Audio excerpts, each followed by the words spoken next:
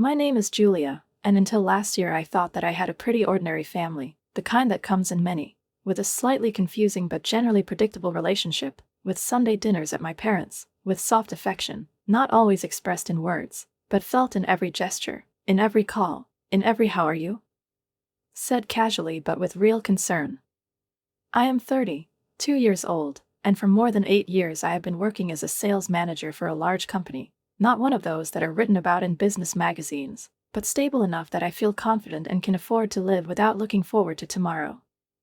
And before we continue, write in the comments from which city you are watching this video. Enjoy watching. I've always been what families call a pillar, responsible, collected, someone who graduated from high school with honors, went to university on a budget, found a job before graduating, and then, without losing my rhythm, slowly but confidently built my life, as if putting it together brick by brick according to an invisible but a clear plan. My older sister Isabella, who is now 36, was my complete opposite, passionate, emotional, unpredictable, and prone to romance. She married her high school sweetheart Leon almost immediately after graduating from college, tall, confident and always smiling, with a dimple in his cheek and a penchant for bad jokes that, nevertheless, they always laughed in our family. They were the couple they cite as an example. They had known each other since they were 15, had not been apart for a single day, shared dreams and plans, built a house, had children, first Gaspara, then, 2 years later, Maurizio, and everything seemed so reliable, so arranged that it seemed nothing could shake their unity. But one day, at the end of the very year that I still mentally separate from my entire previous life, everything collapsed. I remember that night when Isabella called me. Her voice was shaking so much that for the first few seconds I couldn't even figure out who was talking, just sobs and some broken words, and when I finally realized it was her, I heard Leon's name and the word "he's gone." Something snapped inside me. He's gone. After 15 years of marriage, 2 children, shared trips, family holidays, he just packed up and went to a colleague at work, to a woman named Laura, whom I once glimpsed at some corporate party, blonde, eternally smiling, seemingly harmless. But it was she, like it turned out that she became the one for whom Leon was ready to cross out everything. When I arrived at Isabella's place, late in the evening, I found her in the kitchen. She was sitting right on the cold tile floor, with disheveled hair, in an old bathrobe, and used napkins were scattered around her, like small, crumpled proofs of her despair. The boys were locked in their rooms, and I knew they could hear everything, because even from behind the closed doors there was silence, so dense and viscous, as if the house was holding its breath with them. Isabella looked up at me with tear-stained eyes, and there was so much pain in them that my throat constricted. "What should I do?" she whispered, and I realized that she really didn't know. Since Gaspard was born, she hadn't worked. Leon provided for everything, and they lived well in a cozy house in the suburbs, where the children went to private school, and there was an inflatable pool in the backyard in the summer. And now, nothing. Leon refused to pay even alimony until Isabella sued, and even after that, the amount was barely enough to buy groceries at the supermarket. The house they lived in officially belonged to Leon. He had bought it before marriage, and now Isabella and the children had to leave. I offered to help, find an apartment, pay the rent for the first time. We were packing boxes on one of those cold, joyless days when even the air seemed empty, and our parents took the boys away to spare them the sight of their mother wrapping her life in cardboard boxes. How am I supposed to pay for all this? I don't have an income, Julia, she said, and then, watching her with trembling hands carefully wrap the cups in bubble wrap, I made an offer that I thought would help her survive. "I'll cover the rent until you get back on your feet." Our parents, my father, a former accountant, always strict but fair, and my mother, a primary school teacher, kind, a little sentimental, immediately joined in. Dad helped with the paperwork, Mom picked up the boys from school, cooked dinner, and every month I transferred money for rent, and sometimes for groceries, clothes, and other small things. I lived alone in a 2-room apartment, drove an old but reliable Honda, and earned enough to afford to help my sister. But as the weeks turned into months, something changed. Instead of trying to get back on her feet, Isabella seemed to be drowning in her pain deeper and deeper. "Leon ruined my life," she said almost every day. "I've planned everything out, Julia. I was going to be a housewife until the boys went off to college. And now, look at me. I tried to talk to her, offered to go to a therapist. I can pay, I said. But she looked at me as if I had betrayed her. I don't need someone to tell me how to feel, Julia. I need money for a living. Do you have any idea what it's like to work in a store where your manager is 10 years younger than you? Such conversations have become commonplace. When I wasn't answering my phone, she would contact our parents, and then my mom would call me, sighing, "Your sister is really struggling, honey. She needs us all to be there for her." The financial burden was growing. There was already more than just rent. The boys needed soccer cleats. The refrigerator started making strange noises. Gaspard began to study worse. "He needs a tutor," said Isabella. And every request seemed reasonable. How could I refuse? They're my nephews.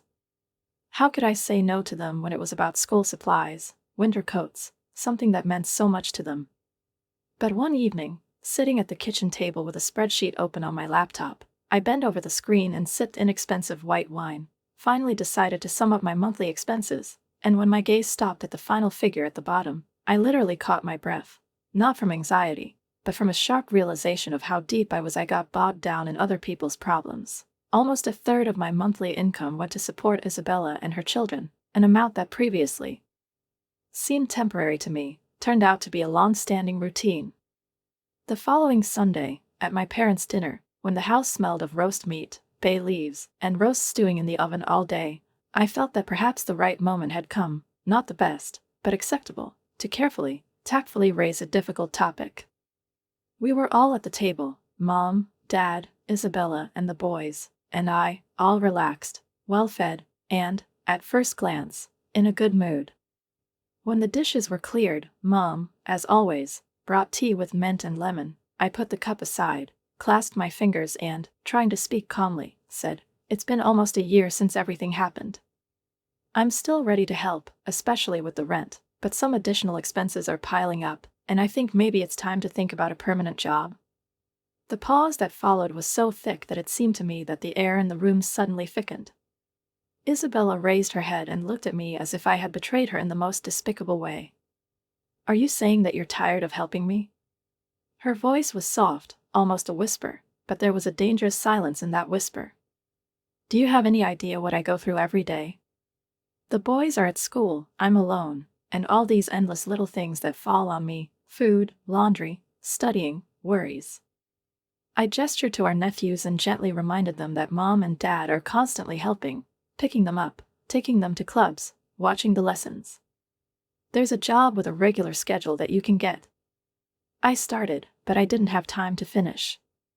Isabella jumped up abruptly, and her chair fell to the floor with a crash. "Do you really not understand this? I still can't come to my senses after Leon destroyed my family, and now you're attacking me." Her voice was trembling, and tears glistened in her eyes. "I'm not attacking," I began, but she had already grabbed her purse, turned to the boys. "Come on, we're leaving." Gaspard and Maurizio got up reluctantly, muttered goodbye, looking at the floor, and when the front door slammed shut behind them, the family photos on the wall almost fell. It hit so hard. I looked around at my parents, hoping for support, for some kind of confirmation that I wasn't cool or soulless, but in response, Dad frowned, and Mom, without looking at me, slowly shook her head. "How could you be so selfish, Julia?" she asked softly but firmly. "Your sister is a single mother with 2 children, and you are alone. You don't have a husband or children. You don't need as much money as she does." I froze when I heard that. So that's how they see it. Everything I've done, years of stability, support, and patience, has come down to the fact that I supposedly have no needs. So I just have to finance it indefinitely? I said softly, feeling a heavy, hollow tiredness rising inside. Is that what it means to be a good sister? Don't be greedy when your family needs you. Mom looks straight into your eyes. Yes, that's exactly what it means. We need to be close to each other. I realized it was pointless to argue. These are the same people who have taught me all my life that family is sacred, that relatives come first, but as it turned out, this rule only works one way: when I give, not receive. "I have to go," I said, getting up. "Thanks for dinner, As I drove home, the warm night seemed particularly empty, and for the first time in my life, I felt truly alone, not because I wasn't loved, but because no one wanted to see me as someone who also had boundaries. A week later, when the dust from the family scandal had settled a little, my phone vibrated. A message from Isabella. I need $500 for boys' clothes. They've outgrown everything and they look terrible. Please translate today. There was no greeting, no hint of our recent argument, no sorry or can you, just a direct demand, and the hastily added please did not soften the cold tone. I stared at the screen for a long time, feeling two impulses fighting inside. One said enough is enough, it's time to set a boundary, and the other whispered, these are children, nephews, not to blame for the way their mother behaves. I sighed heavily, closed my eyes, then opened them again and transferred the money. The only symbol that came back was a smiley face with a raised thumb. No words of thanks, not even a got it. Work became my only island of peace, a place where I was appreciated, where my opinion carried weight, where the result was followed by recognition, not a new request. I plunged headlong into a major project to build an office complex in the business center of the city. The client was known for his complexity, pickiness, and changeable requirements, but I spent sleepless weeks negotiating, making changes to the tender offer, sorting out the legal wording, and when, finally, the contract was signed, my boss shook my hand. You've exceeded all expectations, Julia. He said that the bonus would be substantial, and when the amount was credited to my account, for the first time in a long time I felt that strange, almost forgotten surge of not just joy, but pride, the desire to do something exclusively for myself. Not for Isabella, not for the boys, not for the eternal safety net. I remembered how I had long dreamed of replacing my trusty but already tired Honda Accord with something more reliable and beautiful. The following Saturday, driven by a feeling of rare inner lightness, I went to the dealerships. The day was warm, the sun was filtering through thin clouds, and in this diffused light the chrome bodies of cars in parking lots sparkled almost dazzlingly, as if inviting me to enter a new stage of life. I visited 3 car dealerships and conducted test drives of half a dozen cars. My excitement grew by the minute, and not from fear or doubt, but from anticipation of how for the first time in a long time I was doing something exclusively for myself, without regard to other people's needs, expectations, and the endless chain of must and must that I must. By the end of the day, tired but satisfied, I signed the papers and became the happy owner of a silver Audi A4, not the most luxurious car on the market, without flashy frills or dizzying options, but still it was a clear step forward compared to my reliable, but already lived-in Honda. When I drove home behind the wheel of a new car, inhaling the fresh scent of leather and feeling the smooth running of the engine, my heart was filled with a sense of well-deserved triumph, not because I aspired to status or luxury, but because this decision embodied my independence, my resilience, my right to take care of myself. How I've been taking care of others for so many years.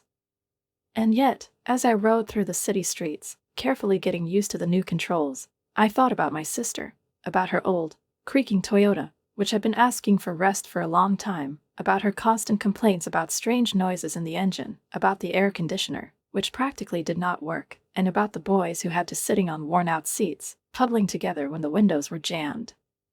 My Honda wouldn't just be an improvement for them, it would be a breath of normalcy. I made a decision. At the next family dinner, which was approaching at an alarming rate, I would make a surprise. That day, when I was heading to my parents', I purposely left the Audi in the garage and got behind the wheel of a Honda, not because I was shy about a new purchase, but because I wanted the gesture to be perceived as something personal, modest, and truly generous. As I was approaching the front door, I heard Isabella's voice coming through the crack, loud and indignant, and then Jenny had the nerve to ask me to take over for her on Saturday. I tell her, I have children, you know, I can't just give up everything because you want to go to a concert, and she says, other single mothers are doing great at work. Can you imagine? I walked in just as my mother was patting her hand comfortingly, nodding sympathetically. Some people just don't understand how hard it is for you, dear. I bit my tongue, holding back my tired irritation, and greeted everyone, trying not to break the thinly stretched, almost fragile illusion of family comfort. Throughout dinner, Isabella conducted the conversation with the usual mix of complaints, self-justification, and resentment. She talked about her job, about uncomprehending colleagues, about Leon, returning to the same stories over and over again, as if unable to let go of the pain in which, as it seemed to me, she was already comfortable living. I waited for the right moment, and when Mom brought dessert, her signature apple pie with cinnamon, I steeled myself, took out the keys to the Honda and, not without inner excitement, put them on the table in front of Isabella. "I have something for you," I began, trying to sound light but serious. "Yesterday I bought a new car and I want to give you my Honda. It's in excellent condition, low mileage, it's perfect for you, to take the boys, to go to work." I really expected a smile, relief, gratitude, at least a spark of joy on my sister's face, but instead Isabella frowned, narrowed her eyes, and looked at the keys as if they were something alien and unpleasant. She took them as if they were sticky or stained, and said, "Did you buy an Audi?" "Yes, just a 4, I replied, feeling my initial excitement fade before my eyes. The silence that followed was different than usual. There was no surprise in it, only an appreciative coldness. My parents exchanged glances with Isabella, and there was something in that silent gaze that I didn't immediately understand, but I felt condemnation, almost disappointment. "Audi," Isabella repeated, with mock amazement, and dropped the keys back onto the table with a heavy thud. "And I can barely afford groceries. And you buy yourself luxury cars." "It's not a luxury car," I tried to explain, "and I'm giving you a Honda that costs at least $10,000. It's not a favor, it's a gift." But Isabella stood up abruptly, her face flushed. She kicked the keys, and they rattled across the floor. "I don't need handouts. If you really cared about us, you would have given us a new car." Her voice trembled with anger. I was stunned. "Are you really expecting me to just give you a new Audi?" I asked, hardly believing what I was hearing. She lifted her chin. "Why not? Why do you need it? To impress your customers? Feel important? And here I'm going out of my way to feed the kids." I turned to my parents, hoping that they would finally step in and point out to her the unreasonableness of her demands. But Dad just cleared his throat and said, "Julia, maybe you should have consulted with us before making such a big purchase." I froze. "To consult?" I asked, amazement, almost despair, sounding in my voice. Mom nodded. "If you have the money for a new Audi, maybe these funds should be spent on something more useful. To help my sister, for example." And then she added something that made my stomach drop. "But since you've already bought it, just give it to Isabella." Something inside me clicked, something hard and unexpected, as if a thin spring, painfully stretched by years of pent-up fatigue and accumulated irritation, suddenly snapped violently, tearing the usual fabric of silent patience. I slammed my palm on the table, and a dull, ringing sound reverberated through the room, making everyone shudder. Even Gaspard's spilled milk, and a white puddle rapidly spread across the tablecloth, staining it in an unnaturally pure, almost accusing whiteness. The dessert plates rattled, as if frightened by their own boundaries. "This is my money," I said, my voice cracking with rage, feeling every cell in my body fill with fire. "I work for them. Day after day, year after year. I don't have to support you forever, Isabella. I helped you because I love you, because I wanted to be there for you, but this is ridiculous. If my Honda isn't good enough for you, you won't get anything." I got up, pushing the chair back. It creaked softly on the floor, and went over to where the keys were lying, sparkling in the lamplight like a tiny fragment of my dignity. I picked them up, slowly, and clenched them in my fist as a last resort. "Julia, don't be dramatic," my mother began, but I interrupted her, for the first time allowing myself to interrupt this voice, which all my life meant authority, orders, expectations to me. "No. I don't pay the rent anymore. I won't be sending money anymore, not for clothes, not for tutors, not for fridges, not for soccer cleats, not for anything. Figure it out for yourself." I turned around and walked out, feeling my knees tremble, but my step was confident, measured, as if I had finally allowed myself to walk in the opposite direction to what had been imposed for years as the only true path. As I drove home in my old but reliable and paid for Honda, which now seemed to me almost a living being, a faithful witness to all the trips, worries, and sacrifices, I felt a strange mixture of relief and bitterness. Everything inside me sang with long-awaited determination. but also ached with the realization that I might have just destroyed everything that had connected me to my family for years. The phone started vibrating as soon as I started the engine, messages, calls, an incessant stream of words demanding, reproaching, accusing. I didn't answer. I turned off the sound, arrived home, turned on my laptop and posted an ad for the sale of a Honda, simply, dryly, without sentimentality. 3 days later, I received an offer, a little lower than I expected, but I didn't care. I just wanted to let go. When I handed over the keys to the new owner, a young woman with 2 children who were jumping around the car with delight, I felt an unexpected longing, but also a kind of purification, as if saying goodbye to this iron companion. I was closing not only the car, but also a life chapter filled with pain, guilt, and endless dedication. A week has passed. Then another one. I drove my new Audi. The car went gently, smoothly, as if lulling my doubts, and I tried to immerse myself in work, in business, in routine, without letting the guilt take root. And yet my thoughts kept coming back like insidious weeds. What if I was really being selfish? What if she was supposed to, what? Give away your new car? Go back to the old one? Accept it?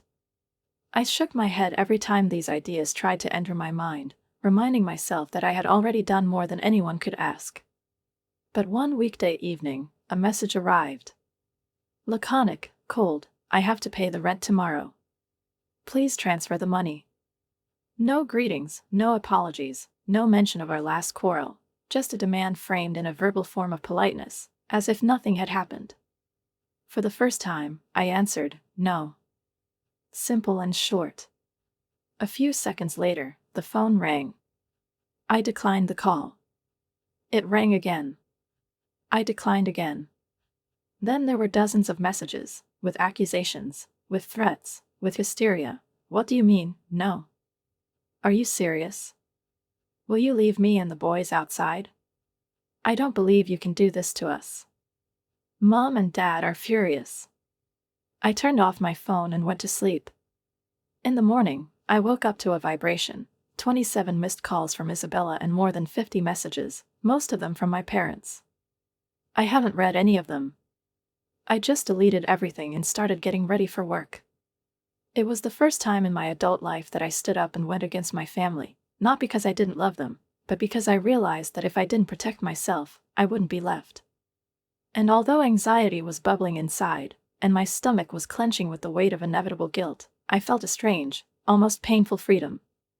In the evening, around 7, there was a knock on the door of my apartment, confident, loud, repetitive. I knew who it was. Part of me wanted to pretend I wasn't there, to hide, to retreat, but I knew I'd have to anyway. Better right away. I opened the door. Isabella, Mom, and Dad stood in the doorway, 3 of them, as one, with identical expressions on their faces, a mixture of reproach, disappointment, and anger. No one offered to go through. No one said hello. They just stood there. Mom spoke first. Julia, this has already gone too far. Your sister has to pay the rent tomorrow. If she doesn't pay, they'll be evicted. I stood with my arms crossed over my chest, feeling the familiar wave of anger rise again, but now it didn't blind me, it gave me strength. It's not my problem anymore, I replied flatly. Isn't that your problem? Isabella's voice rose, getting higher and higher, almost shrill. You promised to help. You said you'd cover the rent. I looked her straight in the eye. I've been paying rent for almost a year. I dressed your children, paid for their tutors, and bought your equipment when everything broke down. I've spent thousands of dollars helping you. And in response, she received reproaches, contempt and discontent. You have money, Isabella shouted, and there was such a heat of reproach and anger in her voice that even the neighbor's dog barked outside the door opposite, as if he felt the thunder growing in this cramped hallway. You bought a brand new car just last week with the money you keep, while I can't even afford proper food for the kids. And when I tried to take your old, perfectly good Honda, you threw it in my face like I was nothing. You literally threw the keys on the floor. She froze, breathing heavily, her face flushed with tension, and even her mother recoiled from such pressure, as if she suddenly realized that Isabella was no longer so much asking as demanding, as if the right to be content was not a request, but a duty that must be fulfilled without hesitation. I offered you that Honda because I wanted to help, I said slowly but firmly, looking my sister straight in the eye, and you considered it a humiliation.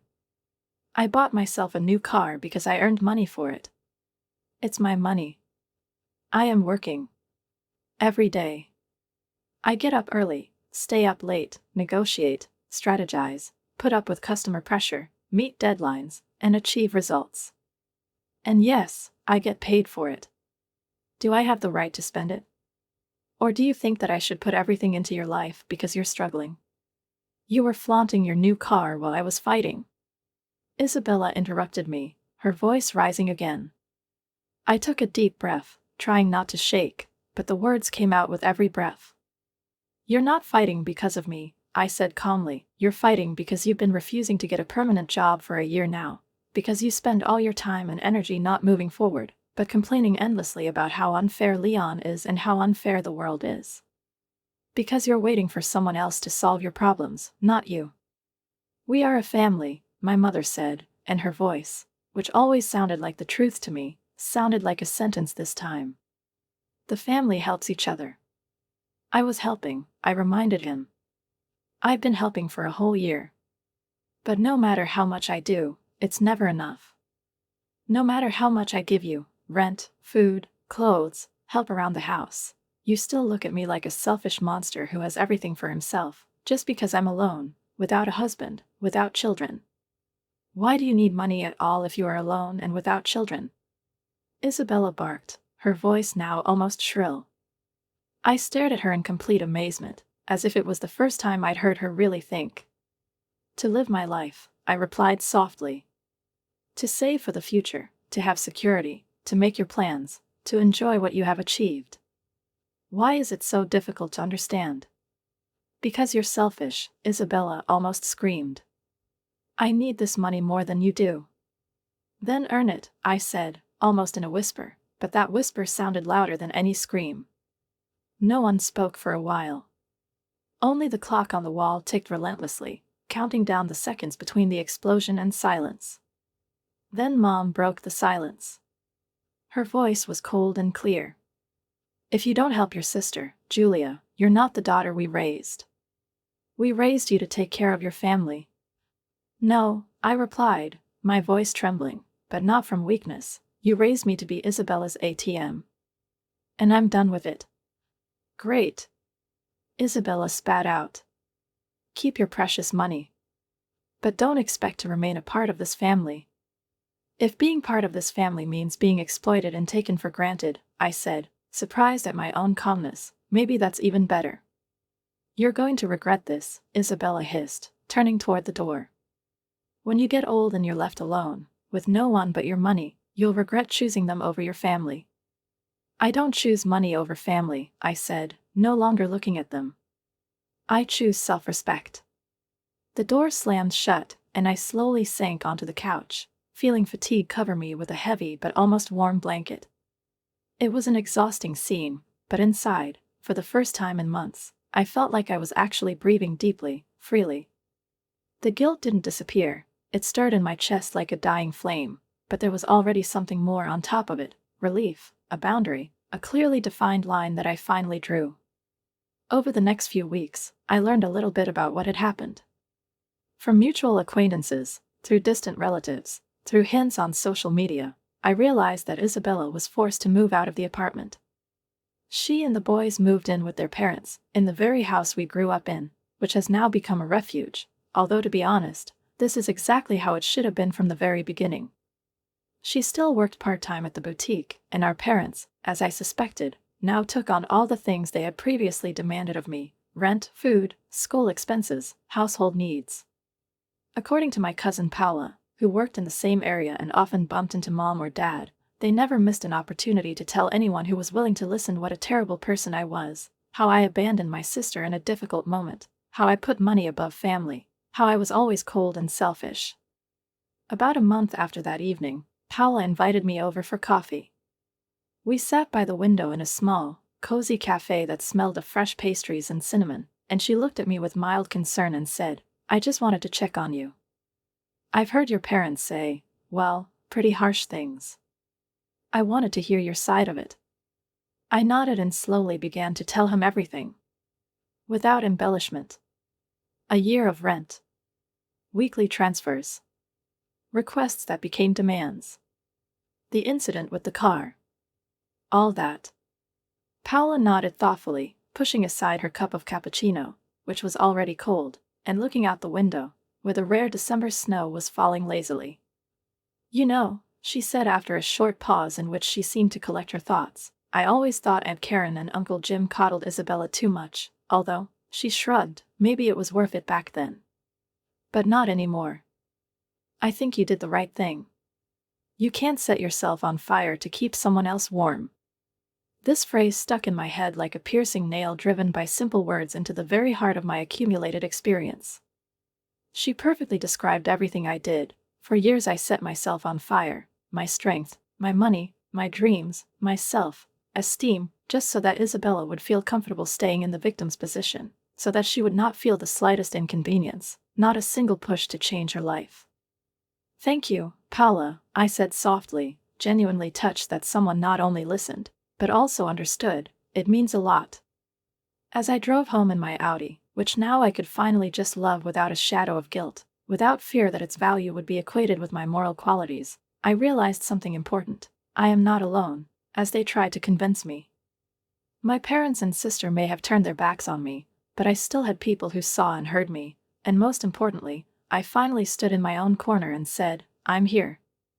And I matter." It's been 6 months. Summer slowly gave way to autumn. As the morning air became cooler, the leaves began to turn rusty gold, and then completely flew off, leaving the trees bare as the truth. Autumn, in turn, surrendered to winter, fragile, gray, wet. The holidays were approaching, and with them came questions that I tried to push as far away as possible. Would I be invited to family gatherings? And if invited, would I want to go? And if not invited, would I feel offended? I haven't spoken to my parents or Isabella since the night my apartment door slammed shut behind them, leaving only an echo of reproaches. But it wasn't because they didn't try. About 2 months after our confrontation, the tone of their messages began to change. Anger and ultimatum disappeared. It was replaced by something resembling guilt, veiled in mild but manipulative formulations. "The boys missed their aunt," Mom wrote one day. "Gaspard asked me at breakfast today why you don't come anymore." Read another message. And then from Isabella herself, "Maurizio doesn't understand why you left us." I didn't answer. I knew that this was not reconciliation, not a sincere dialogue, but a game of feelings, an attempt to use the boys as an emotional lever.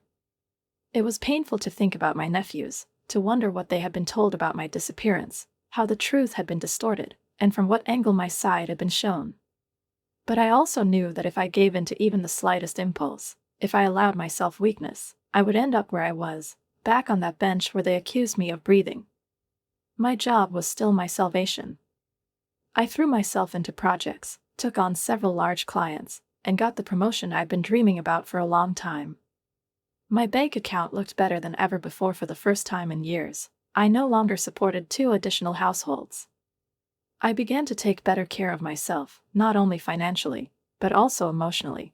I signed up for yoga classes, started talking to old friends again, whom I involuntarily pushed away during Isabella's crisis, and even allowed myself a few dates. Even if nothing serious came of it, I finally started putting myself first, and the most amazing thing was that I didn't feel the usual guilt. In early December, when the mall was littered with lights, decorations, and crowds of people rushing to buy gifts, I accidentally bumped into Gaspard. He was walking along the shop windows, accompanied by one of Isabella's acquaintances, a man in his 30s, whose name I didn't know, but whose face was vaguely familiar. When he saw me, his eyes widened in surprise, and he hesitated a little before deciding to approach. "Aunt Julia," he said carefully, as if checking whether I would recognize him or turn away. "Gaspard," I smiled warmly at him, feeling my heart tighten. "How are you, buddy?" "It's okay," he said, shifting from one foot to the other, as if he didn't know if he could be sincere. "We're staying with my grandparents now. Mom complains a lot." Maurizio and I share a guest room. I nodded, trying not to say anything bad about his mother, and asked how he was doing at school. Okay, he replied, and his face lit up with a slight smile. I'm on the basketball team. The coach said that I might be in the starting lineup next time. That's great, I said with genuine admiration. I'd love to come see it, if you don't mind. That would be cool, he said, and his face really lit up. We have the next game on Thursday. At 4:30. I made a mental note to be there. And I kept my promise. On Thursday evening, I sat in the back row of the stands, wrapped in a coat, among parents and schoolchildren, and watched the game in which Gaspard showed himself with unexpected maturity. He moved confidently, quickly, deftly, and when the ball was in his hands for the first time, he did not lose his head. He jumped and scored. I shouted his name loudly, and when he heard me, he turned around, found me with his eyes, and smiled, the same wide, childlike, sincere smile that cost me any awkwardness, any look from the outside, any potential scene with Isabella if she suddenly happened to be nearby. After the game, I stood outside, leaning against the cold metal fence, watching the teams leave the hall, as parents hugged their children, hand them bottles of water, rub their shoulders, discuss the episodes of the match, and at that moment I was not sure if I should approach first, because despite the warm welcome, during the game, I didn't know how Gaspard would feel next to me in public. Maybe his mother didn't say the kindest things about me to him. But he made the decision himself. He ran up to me with a gym bag slung over his shoulder, breathing heavily, with a blush on his cheeks, and with a genuinely surprised voice exclaimed, "You came." I said I would, I replied, pointing towards the parking lot. Is your mom here? He shook his head. Grandma brought me, she's waiting in the car. We went to a familiar sedan parked in the far corner, and when I saw my mom at the wheel, sitting straight and tense, as if expecting a blow that wasn't necessarily physical, I felt the tension creep back under my skin. When she saw me walking with Gaspard, her face didn't change, not a smile, not a reproach, just an impenetrable expression from which nothing could be read. Hi, Mom, I said as Gaspard opened the door and climbed in. She continued to stare at me for a few seconds, then said softly, Julia. What are you doing here? I ran into Gaspard at the mall by chance, and he invited me to a game, I replied, trying to sound as calm as possible, and he was amazingly good, wasn't he? He's really good, Mom agreed, and these were the first words that sounded without reproach. There was an awkward pause, in which Gaspard darted his gaze between us, hoping, perhaps, for some miracle, for a gesture, for a word that would suddenly erase everything that had happened. And I decided. Do you want to have a coffee sometime? I asked, feeling my voice tremble, just you and me? She hesitated, then nodded. I'd like to. We agreed to meet next week, and when they left, I felt a slight glimmer of hope, fragile, almost weightless, but tangible, as if not all bridges had been completely destroyed, and somewhere among the rubble it was still possible to find a log on which to cross. Coffee with my mom was tense at first. We talked carefully, as if we were walking through a minefield, exchanging remarks about the weather, her garden, my work, without touching anything that could expose the old wounds. But then I took a deep breath and said, looking into her tired, familiar eyes, I miss you and Dad. And the boys. But I can't go back to the way it was. Mom stared into her coffee cup as if she was looking for an answer in it. Isabella is still fighting, she said. I know. And I'm sorry. But I can't be her insurance anymore. She says you left her, Mom whispered. I've been helping her for almost a year, I reminded her. I paid rent, bought clothes for boys, paid for tutors. I did everything I could. But she wasn't getting better, Mom. She became more and more comfortable being dependent. She didn't try to change anything. Mom was silent for a moment, then said softly, My father and I could afford it. We always coddled her. Even when she was a child, she was fragile, and you were always strong. It was the first admission I had ever heard from any parent that Isabella had indeed always received more leniency, that more was always expected of me as the strong one. But being strong doesn't mean I have to carry everyone else, I whispered. No, Mom agreed. It doesn't mean. And maybe we really expected too much from you. It wasn't a full apology, not a 180-degree U-turn, but it was a start. The four of us agreed to have dinner, me, Mom, Dad, and Isabella, to try to clarify the situation. I was nervous, but I hoped that this meeting would be a step forward. However, dinner never took place. The day before, Mom called and said that Isabella refused to come if I was there. She was still furious. She didn't want to be forgiven. She wasn't ready for dialogue. Her words were final. If Julia is there, I won't be there. In the end, the three of us had dinner without her. It was unnatural. Dad was talking about the news, Mom was talking about the weather, I was talking about work. And yet, strangely enough, we found a fragile understanding between the pauses. My parents agreed to stop putting pressure on me to support Isabella financially again. And I promised that I would attend family gatherings whenever I could, without drama, without conflict, just to keep at least a partial connection. She'll come to her senses, Dad said as I left. She just needs more time. Maybe, I replied. Maybe not. And I realized that I would be fine anyway. The burden of guilt that I had been carrying around for months finally gave way. I realized that I had done nothing wrong by setting boundaries. I didn't betray my family, I just stopped allowing myself to be exploited. And as I drove home that evening, in the soft light of lanterns and early snow, I thought about how much had changed in 1 year. I lost the unwavering support of my family, but I gained something more valuable, my own self-respect. I have learned that helping others should not be at the expense of my own well-being. That love doesn't have to be conditioned by material support. That you can deeply care about someone and still say no. Write a comment on what you think about this story and don't forget to subscribe to the channel and like it. See you soon.